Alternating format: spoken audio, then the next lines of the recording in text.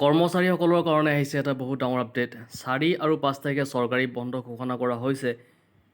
এতিয়া আমি জানিম এই বিভাগীয় জাননীখন যে প্ৰকাশ পাইছে, এই জাননীখন কোনসকল কৰ্মচাৰীসকলৰ কাৰণে তেওঁলোকে এই 4-5 তাৰিখে দুদিন বন্ধ পাব, সেইখিনি কথা আমি জানিবলৈ চেষ্টা কৰিম। আমি নটিফিকেশ্যনখন আমি চাবলৈ চেষ্টা কৰিছোঁ। এই নটিফিকেশ্যনখন অৰ্থাৎ এই অফিচিয়েল অৰ্ডাৰখন ওলাইছে আজিৰ তাৰিখত, একেবাৰে লেটেষ্ট হয় আজিৰ হয়। এইখন 3 জুন 2025 তাৰিখে এইখন ওলাইছে অৰ্ডাৰ। আৰু এইখন ক'ৰ পৰা আহিছে চাওক, government of Assam, office of the district commissioner Sribhumi development ব্ৰাঞ্চৰ ফালৰ পৰা আহিছে।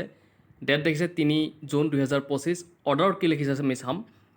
In light off the continuous and with spread heavy rainfall being experienced across various parts of Sribhumi district, all the educational institutions of Sribhumi district will remain closed on 4th June and 5th June 2025.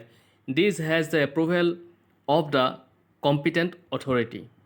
দেখিলে আপোনালোকে ইয়াতে চাইনো দেখিছে। আৰু এই যি notification order, এই অৰ্ডাৰখন ওলাইছে শ্ৰীভূমিৰ ক্ষেত্ৰত।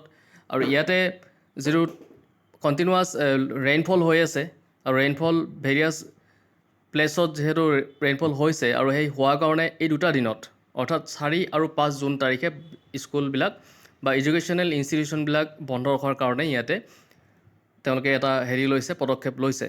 আৰু এইটো এটা বহুত ডাঙৰ আপডেট হয় সেইসকল কৰ্মচাৰীসকলে, যিসকল কৰ্মচাৰীয়ে এইখন ডিষ্ট্ৰিক্টত তেওঁলোকে কাম কৰি আছে, তেওঁলোকৰ কাৰণে এইটো এটা বহুত ডাঙৰ খবৰ। আৰু 4-5 তাৰিখে বন্ধ থাকিব। যদি ভিডিঅ'টো ভাল লাগিছে, লাইক, শ্বেয়াৰ, ছাবস্ক্ৰাইব কৰি দিব।